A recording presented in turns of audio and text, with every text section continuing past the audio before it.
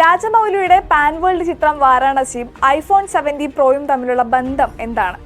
അത് നിങ്ങൾക്കറിയോ? ആലോചിച്ചിട്ട് ഒരു പിടിയും കിട്ടുന്നില്ല അല്ലേ? എന്നാൽ ഇതാണ് സംഭവം. വാരാണസിയുടെ ടൈറ്റിൽ ടീസറിന് പിന്നാലെ തെലങ്കാന BJP പോസ്റ്റ് ചെയ്ത ഒരു പോസ്റ്റ്. ചിത്രത്തിൽ മഹേഷ് ബാബുവിന്റെ വസ്ത്രത്തിന്റെ കളർ ഗ്രേഡിങ്ങിനെയും ഐഫോണിനെയും ബന്ധപ്പെടുത്തിയാണ് ഈ പോസ്റ്റ് പ്രത്യക്ഷപ്പെട്ടിരിക്കുന്നത്. ആപ്പിളിന്റെ ഏറ്റവും പുതിയ ഫോൺ മുതൽ രാജമൗലിയുടെ ബ്രഹ്മാണ്ഡ ചിത്രം വരെ ഭാവി കാവ്യയുടേതാണ് എന്നായിരുന്നു തെലങ്കാന BJPയുടെ വൈറലായ പോസ്റ്റ്.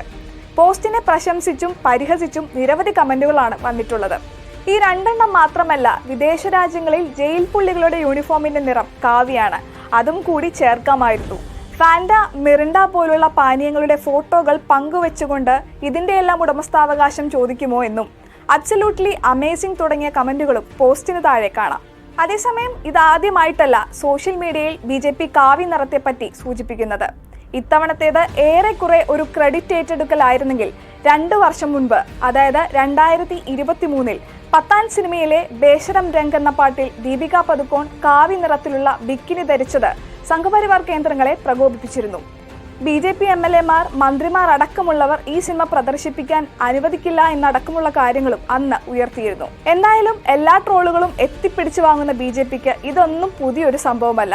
കാവ്യ കൊണ്ട് ഇനിയും തട്ടിയും മുട്ടിയും നടക്കാൻ പറ്റാത്ത അവസ്ഥ വരുമോ എന്നാണ് ജനങ്ങളുടെ ആശങ്ക.